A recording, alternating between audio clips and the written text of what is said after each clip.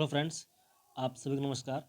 आप देख रहे हैं द क्लास 365, जहां पर हम लोग NCERT 360 डिग्री जो बुक है इसका हम लोग जो साइंस है उसको देख रहे थे, जिसमें आपका हम लोग ने जो पीछे का वीडियो है उसमें हम लोग क्लास 8 का जो आपका चैप्टर नंबर 5 है वहां तक देख चुके हैं। ठीक है, और ये जो वीडियो होगा इसमें हम लोग आज जो आपका क्लास 8 का चैप्टर नंबर जो आपका 6 है जिसका नाम है जंतुओं में जनन, ठीक है, यहाँ से देखेंगे।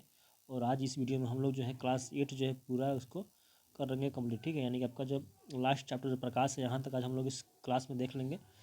तभी तक आप लोग ने इसके जो पीछे वाला वीडियो है नहीं देखा है तो जाकर उसको देखिएगा। ठीक है, वीडियो अच्छा लगा हो तो लाइक कीजिएगा, शेयर कीजिएगा। ठीक है, और इसका जो PDF है या फिर कुछ भी आपको यूज होता है इस किताब का तो उसके लिए आपको नीचे टेलीग्राम में लिंक होगा। ठीक है, आप उसको ज्वाइन कर लीजिएगा। तब तक के लिए आइए इस जो बुक है इसको हम देखते हैं। ठीक है,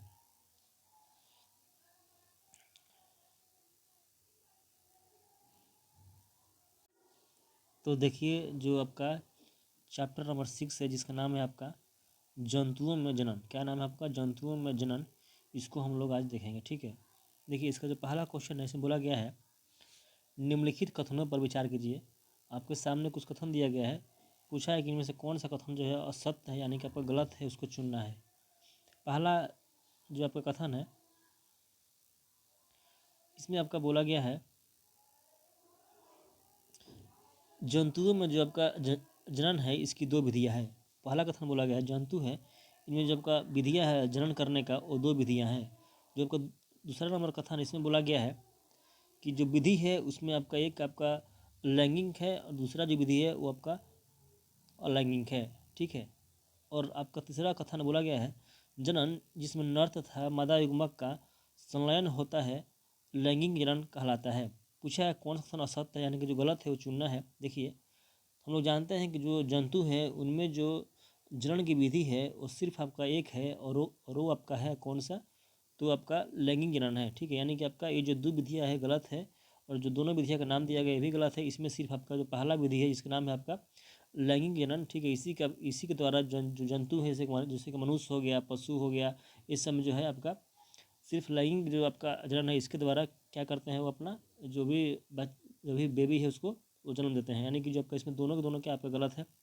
और जो आपका तीसरा है जिसमें बोला गया है जनन जिसमें नर तथा मादा युग्मक का संलयन होता है लैंगिक जनन कहलाता है। तो यानी कि ये जो है आपका सही है। ठीक है, यानी कि आपका एक और दो जो है वो आपका गलत है, यानी कि पहला और दूसरा आपका गलत है। ठीक है, जो तीसरा है आपका कथन ये आपका सही है। तो इसमें हो जाएगा कौन सा आपका गलत है, तब का इसमें एक और दो क्या आपका गलत है। ठीक है,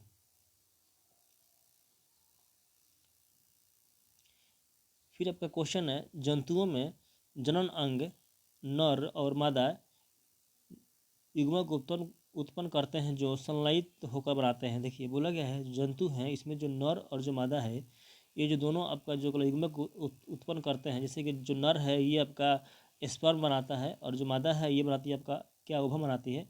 बोला गया है जो आपका स्पर्म और जो ओवम है ये दोनों जो मिलकर क्या बनते हैं। देखिए जो स्पर्म और ओवम है ये दोनों जो मिल के आपका बनते हैं, जो डी आपका ऑप्शन नंबर है इसमें लिखा गया आपका युग्मनज क्या है, आपका युग्मनज जो है बनाते हैं। ठीक है, नेक्स्ट आपका है बोला गया है नर नर युग्मक या शुक्राणु कहाँ उत्पन्न होते हैं। देखिए जब आपका पुरुष है उसका जो शुक्राणु है वो कहाँ उत्पन्न होता है पूछा गया है। तो जो शुक्राणु है जो स्पर्म है वो पुरुष में आपका कहाँ बनता है? तो ये आपका बनता है वृषण में, इसको हम लोग बोलते हैं टेस्टिज। कहाँ पर? वृषण में, इसको बोलते हैं हम लोग टेस्टिज। ठीक है, फिर आपका अगला क्वेश्चन है बोला गया है मादा मादा मादा युग्मक उत्पन्न करते हैं जिन्हें अंडाणु कहते हैं कहाँ उत्पन्न होता है। देखिए जो महिलाएं हैं उनमें आपका जो उभम है, ठीक है, उभम बनता है। तो पूछा है जो आपका इनका उभम है जिसको हम लोग बोलते हैं अंडाणु या अंडाणु है, ये कहाँ पर बनता है महिलाएं में? तो ये बनता है आपका अंडाशय में। कहाँ पर? अंडाशय, यानी जब कवेरी है वो है, ठीक है, वहाँ पर जो अंडाणु है बनता है। ठीक है, महिला में। ठीक है, अगला क्वेश्चन है बोला गया है निम्नलिखित में से असत्य कथन की पहचान करें। बोला गया इनमें से कौन सा जो कथन है आपका असत्य है उसको पहचान करना है। तो पहला है बोला गया है शुक्राणु की तरह अंडाणु भी बहुकोशिकीय हैं। ठीक है, फिर आपका अगला कथन बोला गया है अंडाशय में किसी एक अंडाशय से एक विकसित अंडाणु अथवा डिम्ब डिम्ब का जो आपका निमोचन है अंडवाहिनी में होता है। बोला गया है शुक्राणु की तरह अंडाणु भी बहुकोशिकीय है। देखिए गलती है, जो अंडाणु है वो आपका बहुकोशिकीय नहीं है, ठीक है। क्या है आपका एक कोशिकीय है, ठीक है। यानी कि आपका जो पहला है वो गलत हो गया है। और फिर आपका अगला कथन बोला गया है, अंडाशयों में से किसी एक अंडाशय से एक विकसित अंडाणु अथवा डिम्ब का निमोचन अंडवाहिनी में होता है। ये आपका सही है, ठीक है। यानी जो पहला है गलत है, ये आपका बहुकोशिकीय नहीं बोले क्या चाहे, यहाँ पर आपका एक कोशिकीय होता है, ठीक है। देखिए बोला गया है, मादा जननांगों में एक जोड़ी अंडाशय, अंडवाहिनी तथा गर्भाशय होता है। अंडाशय जो है वो मादा युग्मक उत्पन्न करते हैं जिन्हें अंडाणु कहते हैं। मानव में स्त्रियों में प्रति मास 2 अंडाशयों में से किसी एक अंडाशय से एक विकसित अंडाणु अथवा डिम्ब का निमोचन अंडवाहिनी में होता है, ठीक है। गर्भाशय वह भाग है जहाँ शिशु का विकास होता है। शुक्राणु की तरह अंडाणु भी क्या है, एक आपका एकल कोशिका, यानी जो शुक्राणु है और जो अंडाणु है ये दोनों क्या है, दोनों के दोनों आपका, ठीक है, सिंगल सेल यानी कि आपका एकल कोशिका है, ठीक है। अगला है, निम्नलिखित कथनों पर विचार कीजिए। कथन क्या है, जनन प्रक्रम का पहला जो चरण है वो शुक्राणु और अंडाणु का संलयन होता है। फिर अगला है, निषेचन के साथ शुक्राणु और अंडाणु संलयित होकर एक हो जाते हैं, ठीक है। फिर आगे है, निषेचन के परिणाम स्वरूप इगुनज का निर्माण होता है। तो पूछा है कौन सा कथन आपका सत्य पूछा है। अगर सत्य होगा तो फिर एक और कथन है, कथन बोला गया, मनुष्य, गाय, कुत्ते तथा मुर्गा इत्यादि अनेक जंतुओं में आंतरिक निषेचन होता है। पूछा है कौन सही है, तो इनमें आपका 1, 2, 3 आके आपका तीनों के आपका सही है, ठीक है। अगला क्वेश्चन है, बोला गया इसमें, नीचे दिए गए कथन को पढ़िए और सही विकल्प का चयन कीजिए। पहला जो कथन है बोला गया है, S1 दिया गया है, मुर्गी में बाह्य निषेचन होता है। S2 है आपका, मुर्गी एक अंड प्रजक जंतु है। पूछा है कौन सा सही है। देखिए तो हम लोग जानते हैं कि जो आपका मुर्गी है वो आपका एक आपका अंड प्रजक जंतु है, लेकिन जो मुर्गी है इसमें बाह्य निषेचन नहीं होता है, बल्कि कहाँ पर, ये आपका आंतरिक जो होता है निषेचन, ठीक है। यानी जो मुर्गी है उसमें बाह्य नहीं बल्कि क्या चाहिए आपका जो आंतरिक निषेचन होता है, यानी कि पहला गलत है और दूसरा सही है, क्योंकि जो मुर्गी है आपका अंडा को क्या करती है, आपका प्रजनन करती है, इसलिए इसको बोलते हैं हम लोग अंड प्रजक, ठीक है। यानी कि आपका दूसरा सही है और पहला गलत है। ठीक है, जितना भी जंतु हैं उन सभी में क्या चाहिए आपका जो होता है निषेचन, वो क्या होता है आपका आंतरिक होता है, ठीक है। बोला है, निम्नलिखित में से कौन सा कथन पात्र निषेचन से संबंधित है। बोला गया है निम्नलिखित में से जो कौन सा कथन है वो पात्र निषेचन से संबंधित सही है, पूछा गया है। देखिए इसमें आपको आता है, अंडाणु को महिला के शरीर के बाहर शुक्राणुओं के साथ क्या करते हैं, उसको निषेचित करते हैं। जो आपका अंडाणु है उसको, ठीक है, शुक्राणु के साथ, ठीक है, महिला जो है उसके बॉडी के बाहर क्या करते हैं, दोनों को मिलाते हैं, यानी कि उसको क्या करते हैं आपका निषेचित करते हैं, ठीक है। यानी कि इसी को हम लोग बोलते हैं पात्र निषेचन, जो कहाँ पर हो, जो महिला के जो बॉडी है उसके अंदर ना होकर बाहर में हो, ठीक है। फिर आपका नेक्स्ट क्वेश्चन बोला गया इसमें, देखिए जो आपका IVF होता है ना, कि बोला गया है, ऐसी स्थिति में डॉक्टर जो है ताज़ा अंडाणु एवं शुक्राणु एकत्र करके, ठीक है, उचित माध्यम में कुछ घंटों के लिए एक साथ रखते हैं। जैसे आपका जिसमें आपका IVF होता है ना, यही जो माध्यम है IVF में क्या होता है कि जो आपका पुरुष है उसका शुक्राणु और जो महिला है उसका अंडाणु को जो है बाहर क्या करते हैं, उसको निषेचन करते हैं, ठीक है। इसी को हम बोलते हैं आपका IVF, ठीक है। ये आपका एक प्रकार का कृत्रिम, यानी कि जो आपका प्राकृतिक नहीं है बल्कि क्या है आपका मैन मेड एक क्या है, मतलब बेबी का पैदा करने का तरीका है, ठीक है। अगला है, निम्नलिखित में से किससे बाह्य निषेचन होता है। पूछा गया है निम्नलिखित में से किसमें जो है बाह्य निषेचन होता है। देखिए जो आपका उभयचर होता है ना, उभयचर, उसमें आपका क्या होता है, इसमें आपका बाह्य निषेचन होता है, ठीक है। पर इसे बोला गया है कि जो मादा है, जैसे देखिए जो आपका होते हैं ना आपको उभयचर, ये जो उभयचर होते हैं इसमें जो आपका है बाह्य होता है, जो बाहर इनमें होता है क्या, इनमें बाहर होता है आपका निषेचन, ठीक है, आपका किसमें उभयचरों में, ठीक है। जैसे कि बोला गया है, मादा जैसे ही अंडा देती है, नर उस पर शुक्राणु छोड़ देता है। प्रत्येक शुक्राणु जो है अपनी लंबी पूंछ की सहायता से जल में इधर उधर तैरते रहते हैं। शुक्राणु अंडकोश के संपर्क में आते हैं, जिसके फलस्वरूप क्या होता है आपका निषेचन होता है। इस प्रकार का जो निषेचन है, जिसमें नर एवं जो मादा का जो आपका युग्मक है उनका संलयन मादा के शरीर के बाहर होता है, इसे हम लोग क्या कहते हैं, इसे हम लोग बोलते हैं बाह्य निषेचन। जैसे कि आपका मछली हो गया, स्टार फिश हो गया, और जो भी आपका जलीय प्राणी है उनमें आपका होता है बाह्य निषेचन, ठीक है। जो कि आपका जो मादा है, जो महिला है, उसके बॉडी में नहीं होता है, बाहर में होता है क्या आपका निषेचन, ठीक है। अगला है निम्नलिखित में से किसमें बाह्य निषेचन नहीं होता है। क्या पूछा गया है, किसमें जो है बाह्य निषेचन नहीं होता है। देखिए जो कुत्ता है, तो कुत्ता में आपका बाह्य नहीं, वाले क्या चीज़ में आपका जो आंतरिक निषेचन होता है किसमें, कुत्ता में, ठीक है। फिर क्वेश्चन है, निम्नलिखित कथनों पर विचार कीजिए। कथन बोला गया है, जो कथन है आपका ये मानव का जो होता है आपका निषेचन इसके संबंध में है। पूछा है कि कौन सा आपका सही है, कौन सही है पूछा गया, ठीक है। देखिए बोला गया है कि जो आपका गुणज है, ठीक है, क्वेश्चन बोला गया आपका पहला जो कथन बोला गया है, जो आपके गुणज होते हैं वो लगातार आपका विभाजित होकर कोशिकाओं के गोले में बदल जाता है। पहला है सही है। दूसरा है कोशिकाएं जो है आपका समूहीकृत होने लगती है तथा विभिन्न ऊतकों और अंगों में परिवर्तित हो जाती है। कोशिका है वो क्या होगा, पहले एक समूह बनाएगा, टिश्यू बनेगा, और टिश्यू के बाद आपका क्या बनता है, वो जो आपका बॉडी का जो आपका अंग है वो बनता है, यानी कि आपका ये भी सही है। दूसरा है निषेचन के परिणाम स्वरूप जो आपका यूमज बनता है, जो विकसित होकर को भ्रूण में परिवर्तित आपका हो जाता है, ये भी सही है, ठीक है। अगला है भ्रूण गर्भाशय की दीवार में रोपित होकर विकसित होता रहता है, यानी कि आपका जो चारों के चारों क्या कथन जो है आपका राइट है, ठीक है। अगला है चूजे में उसमयान अवधि लगभग कितने दिनों तक होता है। जो आपका चूजे हैं उसमें जो आपका उसमयान अवधि है कितने दिन तक होती है, तो ये आपका होता है कितना, तो ये आपका बी दिया गया, यानी कि आपका जो इसमें आपका होता है 21 डे का, ठीक है, यानी होगा आपका 21 डे। अगला बोला गया है उन जीवों को क्या कहा जाता है जो शिशु संततियों को जन्म देते हैं। देखिए जो जीव जो है बालक को आपका जन्म देते हैं, वैसे जीव को हम लोग बोलते हैं जरायुज। क्या बोलते हैं आपका, जरायुज बोलते हैं, जरायुज, ठीक है।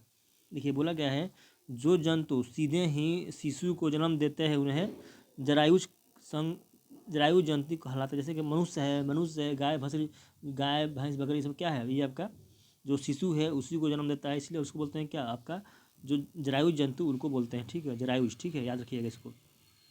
अगला है अंडा देने वाले जानवरों को क्या कहते हैं। देखिए जो जानवर जो अंडा देते हैं उनको हम बोलते हैं क्या, अंड प्रजक, क्या बोलते हैं आपका अंड प्रजक, ठीक है।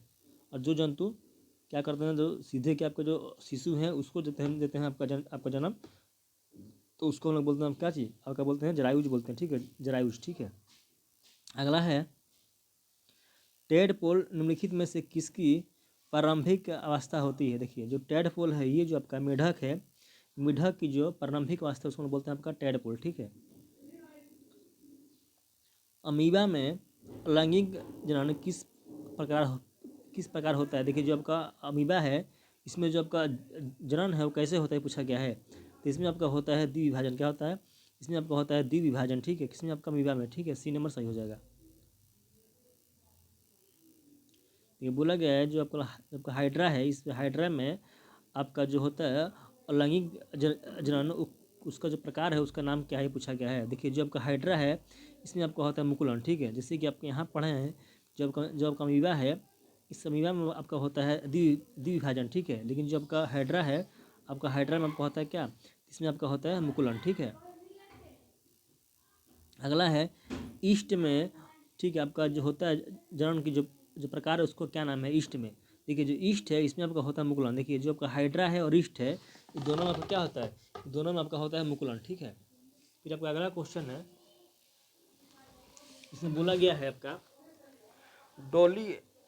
डोली स्कॉटलैंड में रोसलिन इंस्टीट्यूट में बनाया जाने वाला पहला क्लोन एक था। बोला गया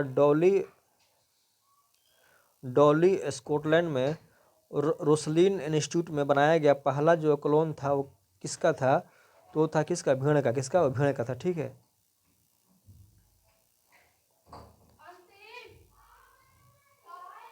बोला गया है इसमें, देखिए बोला गया है किसी समरूप कोशिका या किसी अन्य जीवित भाग अथवा संपूर्ण जीव को कृत्रिम रूप से उत्पन्न करने की प्रक्रिया क्लोनिंग कहलाती है। किसी जंतु की सफलतापूर्वक क्लोनिंग सफलता जो आपका क्लोनिंग है अब होता पहला, यानी कि जो आपका सर्वप्रथम है वो आपका यान विल्मट के विल्मट या क्या नाम है आपका यान विल्मट और उनके सहयोगी ने, ठीक है, एडिनबर्ग स्कॉटलैंड के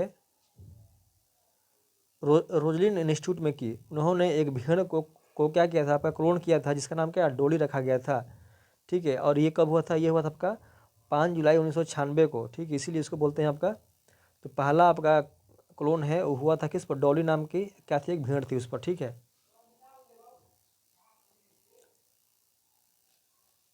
देखिए फिर आपका अगला जो चैप्टर है उसका नाम है आपका किशोरावस्था की ओर। क्या नाम है आपका, किशोरावस्था की ओर, ठीक है।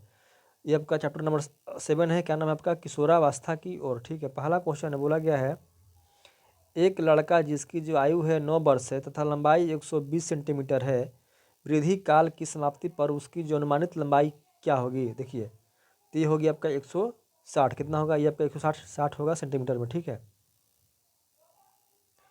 अगला है कि निम्नलिखित कथनों पर विचार करें। कथन क्या बोला गया है, शरीर के सभी अंग समान दर से वृद्धि करते हैं, परंतु लगभग 18 वर्ष की आयु तक दोनों अपनी अधिकतम लंबाई प्राप्त कर लेते हैं। अलग अलग व्यक्तियों की लंबाई में वृद्धि की दर भिन्न भिन्न होता है। पूछा है कौन सही नहीं है, कौन सही नहीं है। तो जो पहला है, पहला आपका सही नहीं है। जो आपके शरीर के जो अंग होते हैं वो समान दर से वृद्धि नहीं करते हैं, ठीक है। किसी भी बॉडी है हमारा शरीर का, उसका जो वृद्धि दर है वो समान नहीं है। कोई देखते हैं कि आपका जो है किसी किसी का बॉडी जो है पूरा मोटा हो जाता है, किसी से पतला हो जाता है, ठीक है। तो ऐसे समान दर की वृद्धि नहीं होता है, यानी पहला क्या आपका गलत है, दूसरा क्या सही है, ठीक है। देखिए बोला गया ना कि प्रारंभ में जो लड़का और लड़कियों की अपेक्षा जो होती है अधिक तीव्रता से बढ़ती है, ठीक है। परंतु लगभग 18 वर्ष की आयु तक दोनों अपने अधिकतम लंबाई प्राप्त कर लेते हैं। अलग अलग व्यक्तियों की लंबाई में वृद्धि की दर भिन्न भिन्न होती है, ठीक है।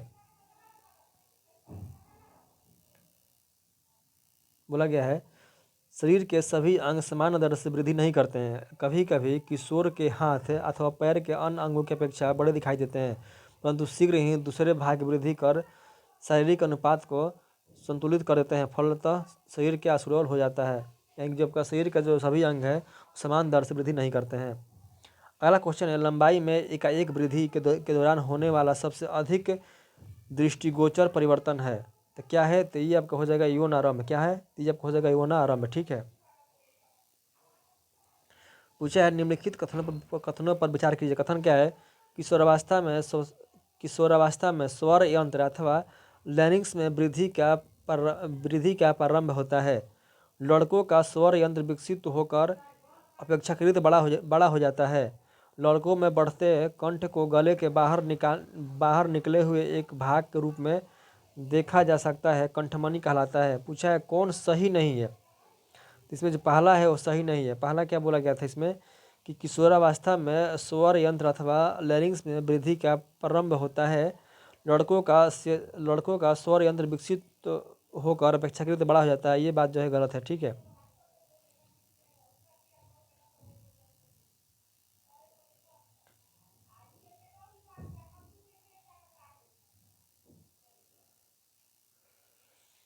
फिर अगला क्वेश्चन बोला गया है लड़कों में बढ़ते कंठ को गले के बाहर निकले हुए एक भाग के रूप में देखा जा सकता है, जिसे क्या कहते हैं, इसे हम लोग बोलते हैं आपका एडम्स एप्पल। क्या है, इसका नाम आपका एडम्स एप्पल कहा जाता है, ठीक है।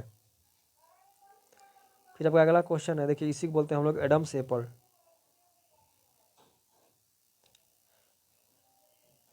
क्वेश्चन है निम्नलिखित कथनों पर विचार कीजिए। कथन क्या है, सामान्यतः लड़कियों का स्वर, ठीक है, उच्च तरत्व वाला होता है, जबकि लड़कों का स्वर गहरा होता है।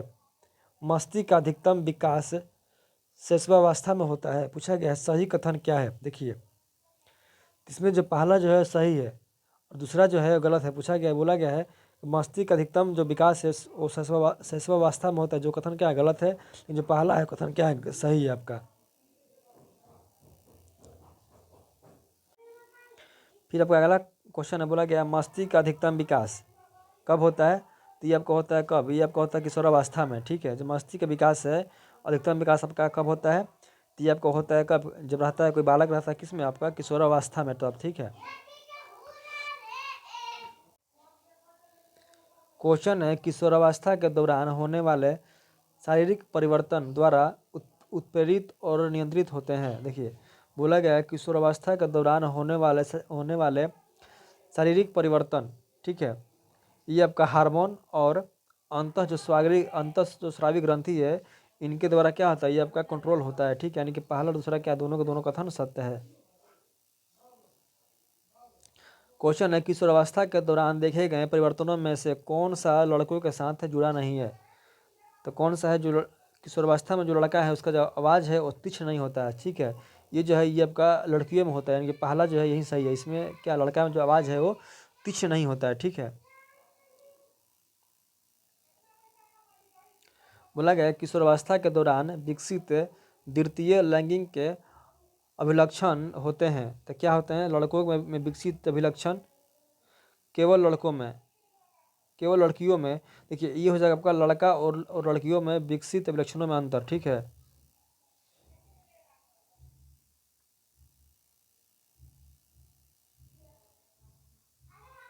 देखिए, नहीं, इसका जो होगा ना ऑप्शन नंबर डी है वो सही होगा, ठीक है। इसका ऑप्शन नंबर डी जो है कि लैंगिक अंगों के विकास से संबंधित अभिलक्षण, ये आपका सही हो जाएगा, ठीक है। अंतर नहीं होगा, ये डी नंबर है, ये आपका सही हो जाएगा।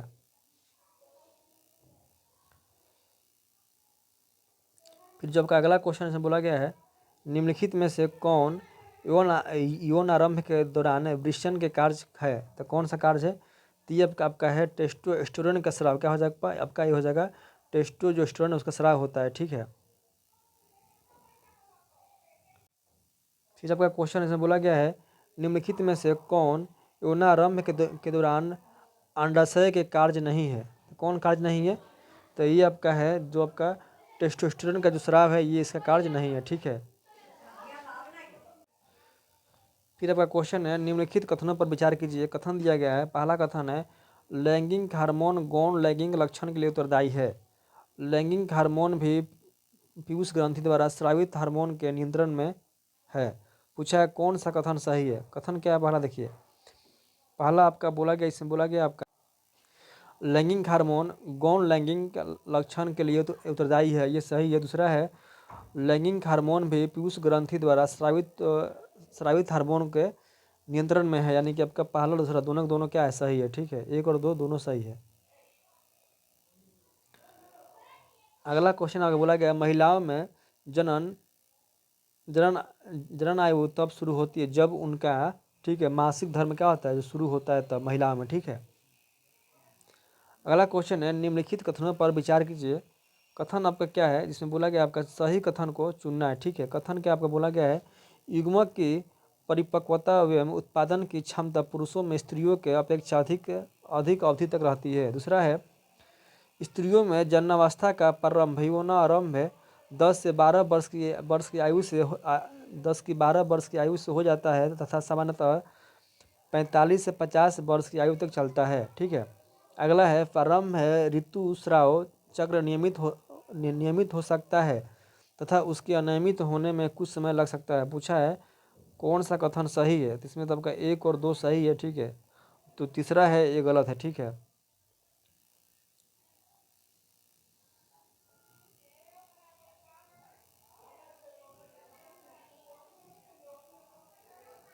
देखिए, बोला गया है स्त्रियों में जो जन्मावस्था का प्रारंभ है, ठीक है, वो नारंभ 10 से 12 वर्ष की आयु से होता है, जो सामान्यतः 40 से 50 वर्ष की आयु तक चलता रहता है। बोला है यौनारंभ पर अंडाणु परिपक्व होने लगते हैं परंतु ऋतुस्राव चक्र अनियमित हो सकता है तथा उसके नियमित होने में कुछ समय लग सकता है, ठीक है। यानी कि आपका इसमें जो है आपका कथन नंबर जो आपका सिर्फ आपका एक और दो क्या है? सही है, ठीक है।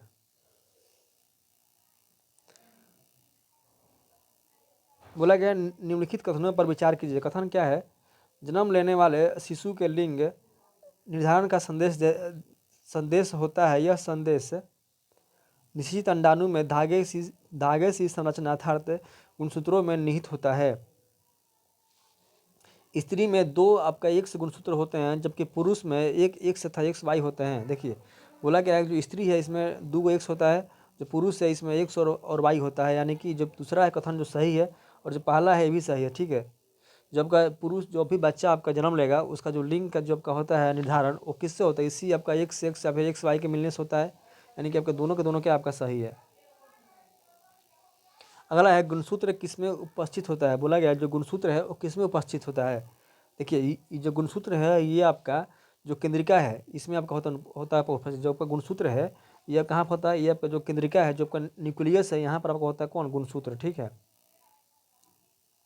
देखिए बोला गया है गुणसूत्र प्रत्येक कोशिका के केंद्रक में उपस्थित होते हैं। सभी मनुष्यों की कोशिकाओं के अंदर केंद्रक में कितना जोड़ी, 23 जोड़ी होते हैं गुणसूत्र। यानी कि जब का 23 जोड़ी होते हैं, ठीक है। यानी कि 23 जोड़ी होता है, ठीक है, जिसको हम बोलते हैं टोटल कितना 46 होगा, ठीक है। यानी कि 23 को क्या आपका पेयर होगा, किस चीज़ का आपका क्रोमोजोम का। अब कहाँ पर होता है जो क्रोमोजोम है ये कहाँ होता है, ये जो आपका न्यूक्लियस है आपका यहाँ पर होता है। और ये आपका 23 जोड़ी कितना 23 पेयर होता है, ठीक है, 23 पेयर। बोला गया आपका निषेचन के बाद इगुना जो मानव नर में विकसित होगा। देखिए जो आपका तो इसका आपको हो जाएगा शुक्राणु में एक वाई गुणसूत्र होता है, ये आपका सही हो जाएगा।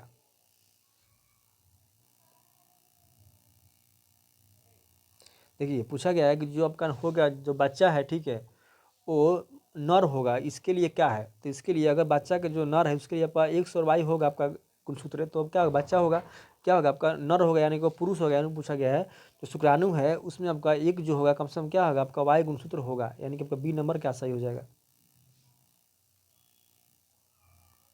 बोला गया है जो बच्चे का लिंग जो होता है आपका निर्धारण होता है किससे। देखिए जो बच्चा का जो लिंग है ये आपका जो पिता है ना, उस पिता के जो होते हैं गुणसूत्र उसके द्वारा होता है कि आपका डिसाइड होता है, ठीक है, कि बच्चा जो है महिला है या फिर पुरुष है, यानी कि लड़का है या फिर लड़की है, किसका होगा, पिता जो होते हैं गुणसूत्र इसके द्वारा पता चलता है। अगला है कोई व्यक्ति ग्वाइटर, ठीक है, या फिर गलकंड नामक व्याधि से ग्रसित है, ठीक है, इस व्यक्ति की निम्नलिखित में से कौन सी ग्रंथि ठीक तरह से कार्य नहीं कर रही है। देखिए जो भी व्यक्ति है अगर उसको ग्वाइटर जो बीमारी है वो हो गया, उसका जो ग्रंथि है जिसका नाम आपका थायराइड ग्रंथि है ये सही से काम नहीं करता है। कौन सा आपका, इसके लिए उसको क्या करना पड़ता है, उसके लिए जो नमक है यानी जब का आपका आयोडीन है उसका उसमें क्या होता है आपका कमी होता है, ठीक है। जो डी नंबर है आपका सही हो जाएगा थायराइड ग्रंथि, ठीक है। अगला है शरीर में किस हार्मोन की कमी से मधुमेह रोग होता है। तो जो मधुमेह रोग है ये आपका होता है किसी कमी से, तो ये आपका होता है इंसुलिन की कमी से। कैसे, इंसुलिन की कमी से, ठीक है। बोला गया कौन सी ग्रंथि रक्त में लवण का सही संतुलन बनाए रखने वाले हार्मोन का स्राव करती है। बोला गया है कौन सा ग्रंथि जो है जो ब्लड में लवण यानी जो साल्ट है इसको सही से बैलेंस बैलेंस बनाए रखे उसके लिए जो हार्मोन बनाती है, कौन सा है, तो ये आपका एडेलिन है। कौन सा, एडेलिन ग्रंथि, एडेलिन ग्रंथि, ठीक है। देखिए बोला गया ना एडेलिन ग्रंथि ऐसे ऐसे हार्मोन स्रावित करती है जो रुधिर में, ठीक है, नमक की मात्रा को क्या करे आपका बैलेंस करके रखे, उसको क्या बोलते हैं, उसको ना बोलते हैं आपका एडेलिन ग्रंथि, ठीक है, जिसको आपका क्रोध है, चिंता और जो उत्तेजना की अवस्था में तनाव को क्या करे वो संयोजक का कार्य करता है। कौन सा आपका एडेलिन ग्रंथि, ठीक है, एडेलिन ग्रंथि। बोला गया निम्नलिखित कथनों पर विचार कीजिए। बोला गया एडेलिन, देखिए एड्रेलिन जो है आपका एड्रेनलिन नामक हार्मोन का स्रावन भी करती है, ठीक है। दूसरा है आपका कि एड्रेनलिन जो है क्रोध है, चिंता और उत्तेजना की अवस्था में तनाव के संयोजन का कार्य करती है। अगला है थायराइड में एड्रेनलिन ग्रंथि अग्नाशय ग्रंथि द्वारा स्रावित हार्मोन के माध्यम से प्राप्त अनुदेश से के अनुसार ही अपने हार्मोन का स्रावन करती है। पूछा है कौन सा कथन सही है, तो इसमें जो है ये तीसरा जो है गलत है, ठीक है, और जो पहला और दूसरा है दोनों क्या आपका सही है, ठीक है।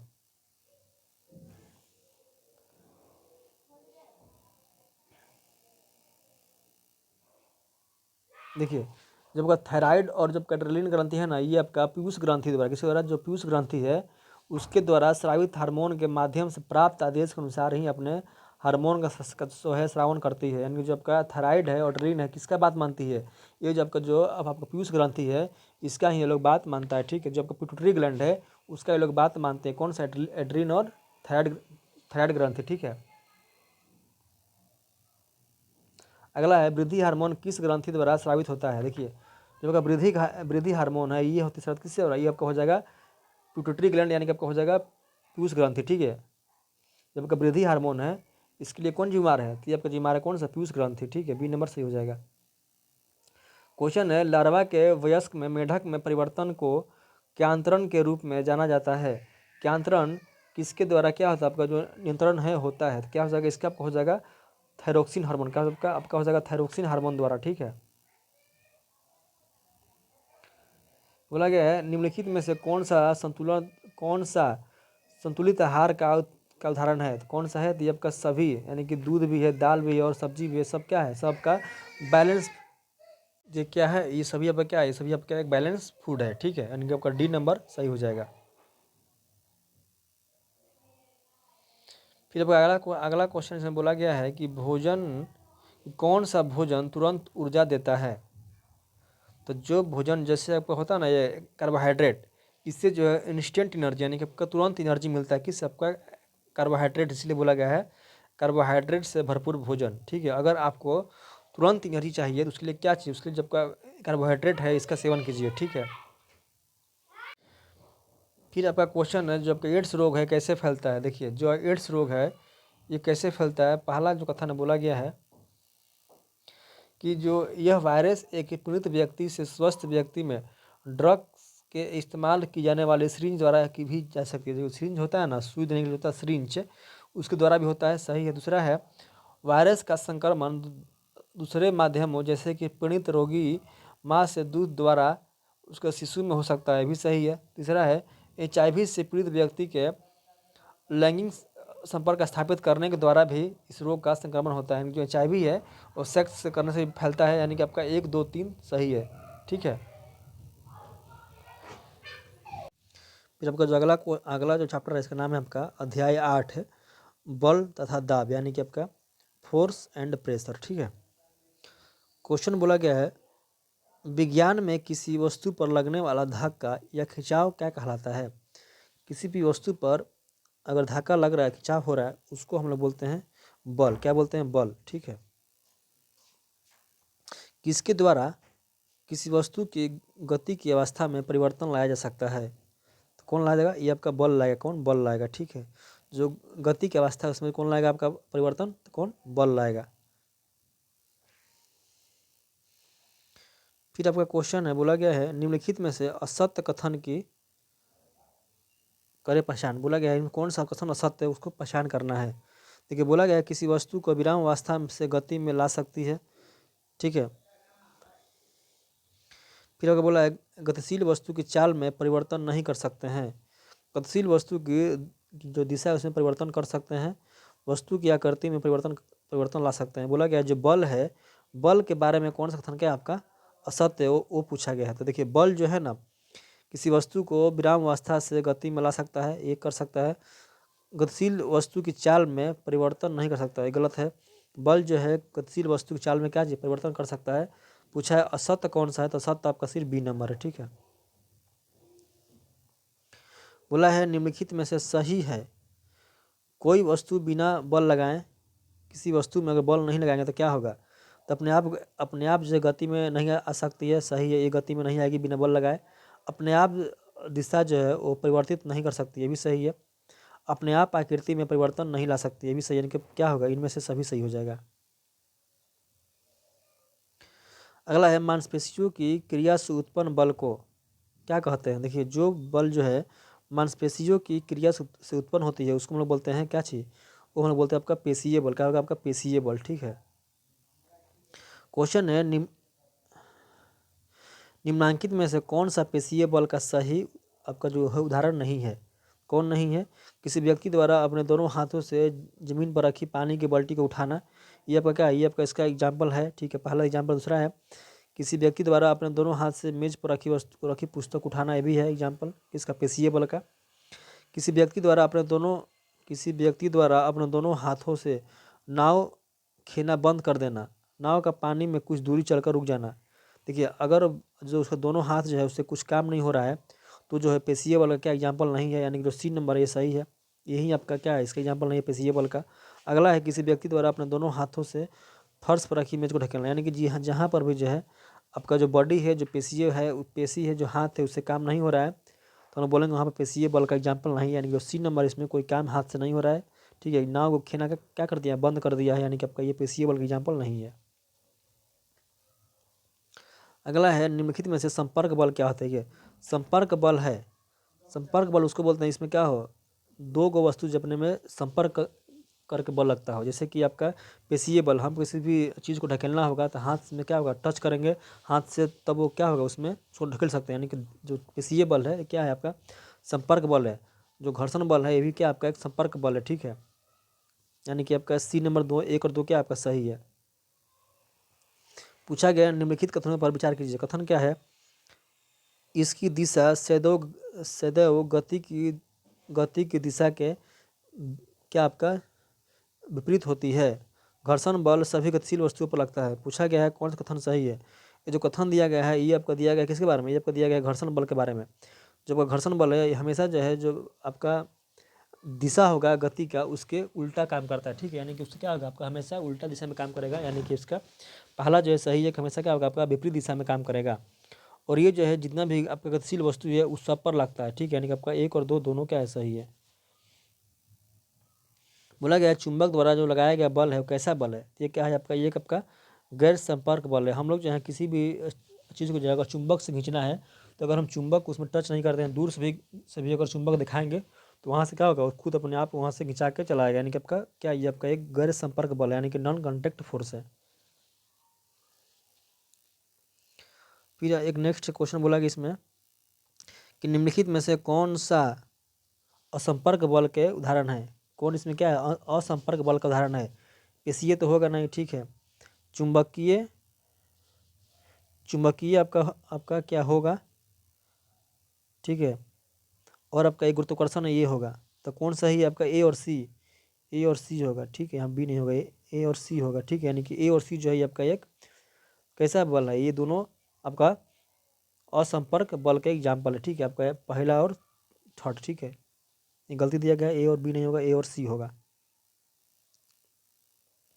अगला क्वेश्चन इसका नाम है आपका घर्षण। क्या नाम है आपका, घर्षण, यानी कि आपका बोलते हैं घर्षण को इंग्लिश में फ्रिक्शन। ठीक है, अध्याय 9 है, यानी चैप्टर नंबर 9 हो गया। बोला है जब हम केले के छिलके पर कदम रखते हैं तो हम नीचे क्यों गिरते हैं। जब केला का छिलका उस पर रखेंगे हम कदम तो नीचे क्यों गिरेंगे, क्योंकि जो आपका केले का जो छिलका है क्या चिकना होता है और इस पर जो है घर्षण बल जो है बहुत कम होता है। कि जो है घर्षण बल क्या काम है, किसी भी चीज़ को क्या फिसलने नहीं देता है। ठीक है, लेकिन जो केला का छिलका है इस पर क्या जो बल है घर्षण बल वो कम है। इससे क्या होता है कि वो हमको पकड़ जो है नहीं मिलती है, हम क्या होते हैं उस पर स्लिप कर सकते हैं, फिर फिसल के गिर जाएंगे, यानी कि आपका सी नंबर जो है ये राइट हो जाएगा। क्वेश्चन है निम्नलिखित कथनों पर विचार कीजिए। कथन दिया गया है घर्षण बल सदैव ही लगाए गए बल के विरोध करता है, सही है। दूसरा है घर्षण बल सदैव ही लगाए गए बल के समान दिशा में कार्य करता है, गलत है। घर्षण बल है वो कभी भी क्या चीज़ बल के समान दिशा में नहीं, बल्कि किसके उसके उल्टा दिशा में, यानी कि उसके जो आपका अपोजिट दिशा में काम करती है, यानी कि दूसरा क्या है आपका गलत है, पहला क्या है सही है। पूछा है इसमें से कौन सा कथन सही है, सिर्फ पहला कथन क्या आपका सही होगा। अगला है निम्नलिखित में से किस उपकरण का उपयोग किसी वस्तु पर लगने वाले बल को मापने के लिए किया जाता है। जो बल है उसको कैसे मापते हैं, तो बल को मापने के लिए हम लोग उपयोग करते हैं किसका, स्प्रिंग बैलेंस है। किसका, स्प्रिंग बैलेंस का, जिसको हम लोग बोलते हैं हिंदी में कमनेदार तुला। क्या होगा आपका स्प्रिंग बैलेंस। ठीक है, सी नंबर पहला सही होगा स्प्रिंग बैलेंस। ठीक है, ठीक है, ऐसा आपको इसी को बोलते हैं स्प्रिंग बैलेंस, इसी हम लोग बल को नापते हैं कितना बल लग रहा है। ठीक है, बोला गया यदि दो रुक्ष सतहों को पॉलिश किया जाता है और संपर्क में रखा जाता है तो उनके बीच घर्षण बल क्या होगा, घट जाएगा। जैसे कोई भी आपका अगर रुखरी सतह है उसको आप पॉलिश कर देंगे तो क्या होगा, जो दोनों में अपने आप वहाँ जो घर्षण बल होगा वो क्या होगा आपका कम हो जाएगा, यानी कि बी नंबर हो सही हो जाएगा। फिर आपका नेक्स्ट क्वेश्चन बोला गया इसमें कि निम्नलिखित कथनों पर विचार कीजिए। कथन क्या बोला गया है, किसी रुकी हुई वस्तु को विराम से गति प्रारंभ करने की स्थिति में घर्षण को घर्षण घर्षण पार पाने के लिए वस्तु पर लगाया जाने वाला बल स्थैतिक घर्षण की माप होती है। अगला है किसी वस्तु को उसकी चाल से गतिशील रखने के लिए आवश्यक बल उसके सर्पी घर्षण की माप होती है। पूछा इनमें से कौन सा कथन असत्य है, देखिए इसमें असत पूछा है, दोनों दोनों क्या आपका सही है, ये भी सही है, ये भी सही है, यानी कि इसमें असत असत आपका कोई नहीं, यानी कि आपका इनमें से कोई नहीं हो जाएगा, डी नंबर। ठीक है।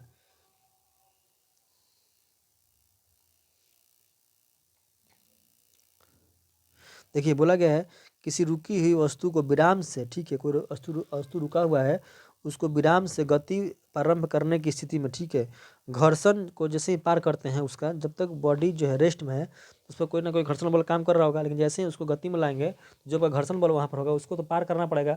जैसे ही वो जो घर्षण बल है उसको पार पाने की जो स्थिति होती है, तो उसी को हम लोग बोलते हैं क्या चीज़, उसी को जो बल लगाते हैं उसको पार करने के लिए, उसको हम बोलते हैं स्थैतिक घर्षण। ठीक है।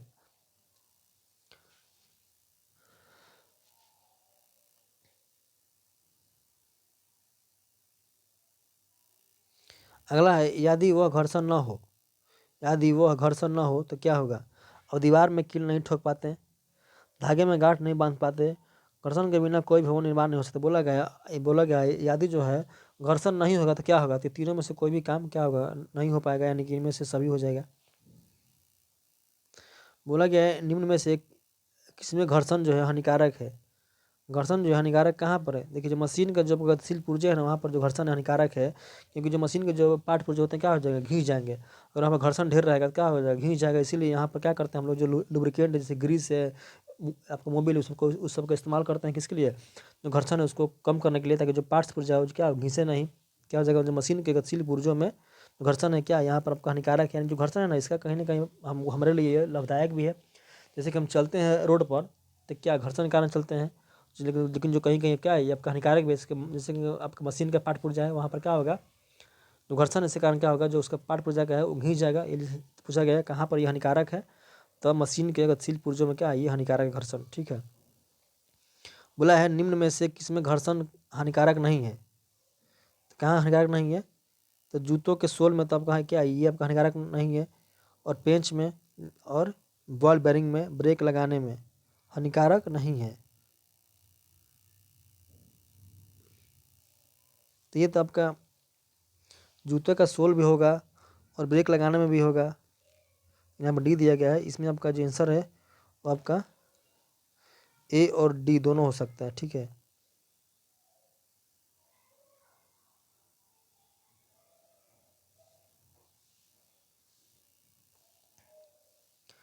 अगला क्वेश्चन बोला गया कैरम बोर्ड पर महीन पाउडर क्यों छिड़का जाता है। बोला गया जो कैरम बोर्ड है वहाँ पर जो महीन पाउडर है उसको क्यों छिड़कते हैं, जो घर्षण है उसको कम करने के लिए। ठीक है, घर्षण को कम करने के लिए, ताकि जो आपको देखिए जो गोटी है उसका कैरम बोर्ड का क्या हो, बहुत स्पीड में इधर से उधर आपका आ जा सके, इसलिए छिड़कते हैं उसमें पाउडर को, किस लिए, उसको जो घर्षण उसको कम करने के लिए।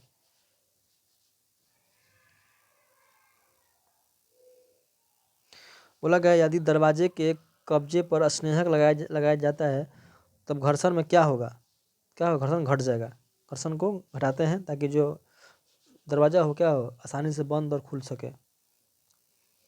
घर्षण को कम करने वाले पदार्थ को क्या कहते हैं, तो क्या कहते हैं, उसको लोग बोलते हैं आपका लुब्रिकेंट, यानी कि आपका बोलते हैं स्नेहक, बोलते हैं स्नेहक। ठीक है।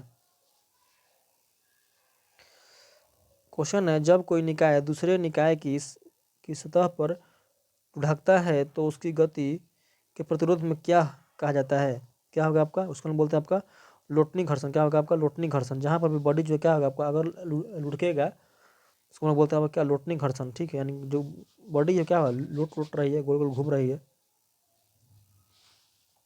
बॉल बेयरिंग का उपयोग निम्न में से किसके लिए लिए होता है। देखिए जो बॉल बेयरिंग है इसका उपयोग होता है घर्षण को कम करने के लिए, क्या होगा, घर्षण को कम करने के लिए। ठीक है,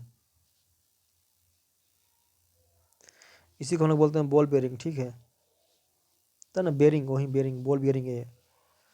बोला गया है निम्नलिखित में से कौन सा लोटनी के स्थैतिक और सर्पी घर्षण घर्षण का सही बढ़ता क्रम है, किसके लिए, लोटनिक स्थैतिक और सर्पी घर्षण का सही बढ़ता क्रम है। क्या होगा, पहले आपका लोटनिक सबसे कम आपका आपका लोटनिक होगा, फिर सर्पी होगा, फिर स्थैतिक होगा। पूछेगा सबसे जो बड़ी है घर्षण बल कौन सी है, तो क्या होगा वो आपका स्थैतिक है, इससे कम सर्पी है और उससे कम लोटनिक है। ठीक है, सबसे कम कौन सी है आपका लोटनी है। ठीक है।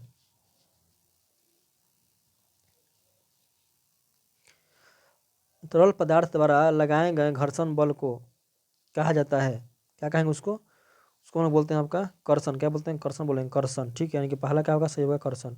अगर कोई लिक्विड है उसके द्वारा कहीं भी आपको लगाया जाएगा घर्षण बल, उसको बोलते हैं आपका कर्षण। क्या होगा? कर्षण कहलाएगा। निम्नलिखित में से किस पर घर्षण बल निर्भर करता है? तो क्या होगा? सतह की जो रुक्षता है उस पर करता है, और आपका जो लंबवत प्रतिक्रिया इस पर, यानी कि 1 और 2 दोनों क्या है आपका सही है। निम्नलिखित कथनों पर विचार कीजिए। कथन क्या है? घर्षण बल उसकी तरल के सापेक्ष गति पर निर्भर करता है। घर्षण बल वस्तु की आकृति तथा तरल की प्रकृति पर भी क्या पर निर्भर करता है। पूछा गया कौन सा कथन सही है? तो 1 और 2 दोनों कथन सही है। देखिए यहाँ से अब हमारा है ध्वनि, यानी कि साउंड पढ़ेंगे हम लोग। यहाँ साउंड तो आपका क्या है? अध्याय 10 है साउंड। ठीक है, बोला गया है साउंड द्वारा निर्मित होता है। जो ध्वनि है वो कैसे बनता है ये पूछा गया है। देखिए जो ध्वनि है वो कंपन वस्तुओं से, यानी जो कंपित वस्तु होते हैं उनके द्वारा जो साउंड है उसका क्या होता है आपका निर्माण होता है। ठीक है, फिर आपका है किसी वस्तु की इधर उधर या आगे पीछे की गति क्या कहलाती है? तो क्या होगा? ये आपका कहलाता है कंपन। क्या होगा? कंपन कहलाता है। फिर पर क्वेश्चन में बोला गया है निम्नलिखित कथनों पर विचार कीजिए। कथन क्या है?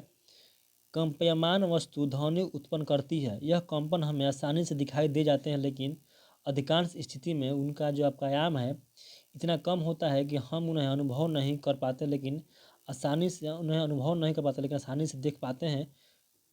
तो बोला है कौन सही है? तो इसमें सही जो है आपका पहला कथन सही है। देखिए बोला गया है कि जो कंपयान वस्तु है वो आपका ध्वनि आपका उत्पन्न करती है, सही है। लेकिन दूसरा बोला गया है कि ये कंपन हमें आसानी से दिखाई दे जाते हैं, लेकिन अधिकांश स्थिति में उनका जो आयाम है इतना कम होता है कि हम उन्हें अनुभव नहीं कर पाते, लेकिन आसानी से देख पाते हैं। ये जो कथन आपका गलत है। ठीक है, क्योंकि जो कंपन है ना उसका हम लोग उसको देख नहीं पाते हैं, लेकिन जो अनुभव है वो कर सकते हैं। यही बात इसका उल्टा लिखा गया है कि हम लोग उसको अनुभव आपका कर सकते हैं, लेकिन जो उसको हम लोग देख नहीं सकते हैं। ठीक, इसीलिए क्या है? गलत है आपका। मनुष्य में ध्वनि है, जो मनुष्य है उसमें जो साउंड है कैसे होता है उत्पन्न पूछा गया है। जब का वाक्य यंत्र, किससे? वाक्य यंत्र द्वारा उत्पन्न होता है क्या साउंड मनुष्य में। बोला है निम्नलिखित कथनों पर विचार कीजिए। कथन क्या है? वाक्य यंत्र या कंठ के आर पार 2 वाक तंतु तानिक होते हैं। जब फेफड़े वायु को बलपूर्वक झिरी से बाहर निकालते हैं तो वाक तंतु कंपित होते हैं, जिससे ध्वनि उत्पन्न होती है। वाक्य यंत्र श्वास नली के ऊपरी सिरे पर होता है। पूछा गया उपयुक्त में से कौन सा कथन क्या है आपका सही है? पूछा गया है। देखिए इसमें जो सही है वो आपका हो जाएगा सी, यानी कि जो आपका 1 और 3 है दोनों क्या आपका सही है, यानी कि 1 और 3 जो है ये सही है। एक में बोला गया आपका वाक्य यंत्र या कंठ के आर पार 2 वाक तंतु तनिक होते हैं, सही है। तीसरा है वाक्य यंत्र श्वास नली के ऊपरी सिरे पर होते हैं, यानी कि 1 और 3 क्या आपका सही है।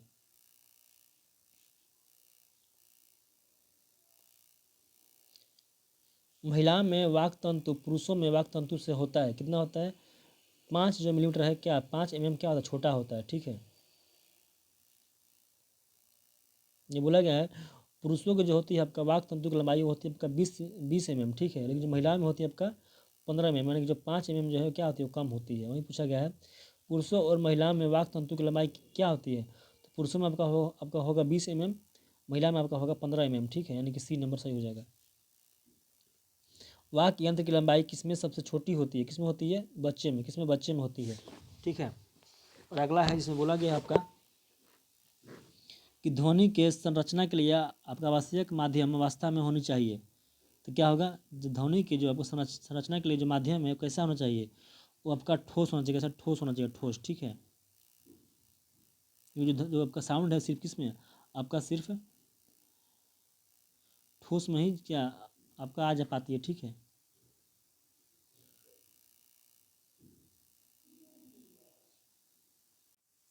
बोला गया है वास्तव में यदि आप ग्लास में सारी वस्तु को बाहर खींच पाते हैं, लेकिन जो ध्वनि होती है उसको जो माध्यम को सकते माध्यम के, तो माध्यम इसमें आपका माध्यम जो यहाँ पर तीनों दिया गया ठोस द्रव और तरल, यानी कि इनमें सबका सभी हो जाएगा। जो माध्यम है तो माध्यम आपका ठोस तरल और द्रव हो जाएगा। अगर पूछे कि यहाँ पर कि सबसे जो फास्ट है, जो सबसे तेज है वो कहाँ होगी, तब आपका होगा ठोस में। ठीक है, लेकिन अगर पूछा गया है इसकी जो आपका अवस्था है, जो आपका माध्यम का अवस्था है, तीनों हो जाएगा ठोस तरल और द्रव, यानी कि गैस। ठीक है, तीनों में क्या करती है? जो ध्वनि है आपका गमन करती है। ठीक है, जब अगला क्वेश्चन है जिसमें बोला गया है निम्नलिखित में से किसमें गति नहीं कर सकती, तो आपका जो आपका वैक्यूम है, जो आपका निर्वात है, यहाँ पर क्या ध्वनि जो है गति नहीं कर सकती है, किसमें आपका वैक्यूम या फिर कहाँ पर आपका निर्वात में, ठीक है, कौन ध्वनि। लेकिन जो लाइट है, लाइट आपका कहाँ पर, यहाँ पर गमन कर सकती है, लेकिन जो साउंड है, साउंड यहाँ पर गमन नहीं करती है, ठीक है। क्योंकि जो साउंड है उसको गमन करने के लिए चाहिए आपका माध्यम चाहिए। माध्यम क्या होगा आपका, सॉलिड, लिक्विड या गैस, तीनों में से किसी एक का माध्यम होना चाहिए। कान के बाहरी भाग का आकार की तरह होता है। देखिए कान के बाहरी भाग का आकार जो कैसा होता है ये पूछा गया है, तो होता है आपका जो कीप है ना, कीप है, इस कीप के आकार का होता है किसका, कान के बाहरी भाग का आकार कीप के प्रकार, कीप के तरह, ठीक है।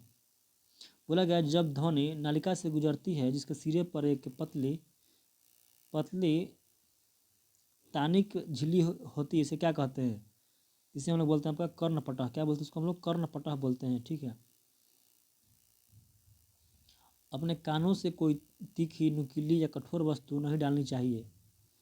यह किसको क्षति पहुंचाती है, जो कान है हमारा, इस कान में तीखी, नुकीली और कठोर वस्तु को नहीं डालना चाहिए। इससे क्या होगा, जो हमारा कर्ण की जो पटह झिल्ली है वो फट सकती है, इसीलिए जो डी है आपका सही हो जाएगा, ठीक है। अगला क्वेश्चन है आपके यहाँ पर बोला गया है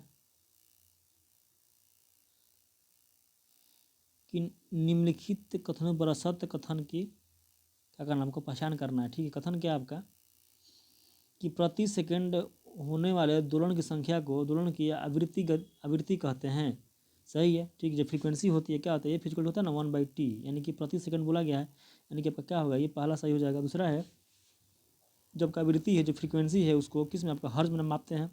जो आपका फ्रीक्वेंसी है इसको कहाँ पर आपका मापते हैं, हर्ज में, और जो हर्ज का संकेत है आपका होता है hz, ठीक है, ये भी सही है। तीसरा है एक हर्ज जो है वो क्या है आपका आवृत्ति प्रति सेकंड के बराबर होती है, यानी कि ए फिजिकल होता है ना 1/t, ये भी इसी को बोला गया है, यानी कि अभी क्या होगा, इनमें से कोई क्या आपका गलत नहीं है, यानी कि इसका हो जाएगा ऑप्शन नंबर डी सही हो जाएगा। आवृत्ति की ध्वनि के दो महत्वपूर्ण गुण कौन कौन से हैं, कौन कौन सा है, तो इसका आपका हो जाएगा आपका आवृत्ति और आपका आयाम, ठीक है, ये दोनों क्या है गुण है, ठीक है, माध्यम नहीं होगा, ठीक है, यानी कि आपका 1 और 2। बोला गया ध्वनि की प्रबलता ध्वनि उत्पन्न करने वाले कंपन के आयाम के समानुपातिक होता है, तो क्या होगा वर्ग के, ठीक है, वर्ग के, ठीक है। देखिए जो प्रबलता है ना उसको डेसिबल में व्यक्त करते हैं, ठीक है, किसको जो प्रबलता है उसको हम लोग डेसिबल में मापते हैं, ठीक है। कितने डेसिबल से अधिक प्रबल शोर शरीर के लिए कष्टदायक होता है, तो कितना होगा, तो आपका होता है आपका 80 डेसिबल। 80 डेसिबल के बाद जो है हमें सुनने में दिक्कत होती है। जब हम लोग सामान्य श्वास लेते हैं ना उसका आपका 10 डेसिबल है। जब हम लोग फुसफुसाते हैं उसका आपका 30 डेसिबल है। जब हम बातचीत करते हैं वो आपका 60 डेसिबल है। और जो गाड़ी का ट्रैफिक है आपका 70 है। और जो फैक्ट्री है उसका 80 है, ठीक है। यहाँ से क्वेश्चन पूछेगा जो फुसफुसाहट है उसकी कितना डेसिबल है, क्या बोलिएगा आपका 30 डेसिबल, ठीक है। ध्वनि की प्रबलता का जो आपका निर्धारण है कैसा होता है, क्या होगा कंपन के जो आपका आयाम है उसके द्वारा। और फिर आपका अगला ऑप्शन है कि कंपन का आयाम आवृत्ति अनुपात नहीं होगा, कंपन का आवृत्ति गलत। ये देखिए पूछा गया क्या होगा, तो इसमें आपका हो जाएगा, इसमें आपका हो जाएगा जो ध्वनि की जो प्रबलता है वो आपका किस पर, आपका जो आयाम है जो एम्पलीट्यूड है उस पर डिपेंड करते हैं, ठीक है। जब का बोला गया loudness of sound depend on किस पर, आपका एम्पलीट्यूड, ठीक है, इनके पास ये पहला जो है आपका सही हो जाएगा आयाम। फिर आपका क्वेश्चन है इसको करना मिलान करना है। सामान्य बातचीत की वार्तालाप क्या था, तो क्या था, तो आपका 60 था, ठीक है, 60 है। पहला का आपका हो जाएगा 3, 1 का 3 दिया गया है, 1 का 3 इसमें देगा, 1 का 3। और जब ट्रैफिक था ट्रैफिक का हो जाएगा 70, फैक्ट्री आपका 80 था, और मन वो क्या था सुना 30 था, यानी कि आपका सी नंबर सही हो जाएगा। जब कंपन का आयाम बड़ा होता है तो किस प्रकार की ध्वनि उत्पन्न होता है, क्या होगा, ये आपका उच्च स्वर होगा, उच्च स्वर का। ये क्वेश्चन है मानव शरीर के लिए, ठीक है, स्लो आवृत्ति की सीमा क्या है, कितना आपका 20 से 20,000 हर्ज है, ठीक है, सी नंबर से हो जाएगा 20 से 20,000 हर्ज, ठीक है। अगला है कि चिकित्सा समस्याओं की जांच के लिए उपयोग की जाने वाले प्रसरव उपकरण किस आवृत्ति पर काम करते हैं, कितना हो जाएगा, जो प्रसरव उपकरण है आपका 20,000 से जो ऊपर की आवृत्ति होती है उस पर काम करते हैं। कौन सा आपका प्रसरव तरंग, ठीक है, प्रसरव। अगला है ध्वनि प्रदूषण से होने वाले रोग कौन कौन से हैं। सबका ये अनिद्रा भी है, अति तनाव भी है और चिंता, यानी कि 1 2 3 तीनों हो जाएगा। देखिए अब यहाँ से हम लोग जो है अध्याय 11 है, इसका नाम है आपका विद्युत धारा के रासायनिक प्रभाव है, इसको देखेंगे। ठीक है।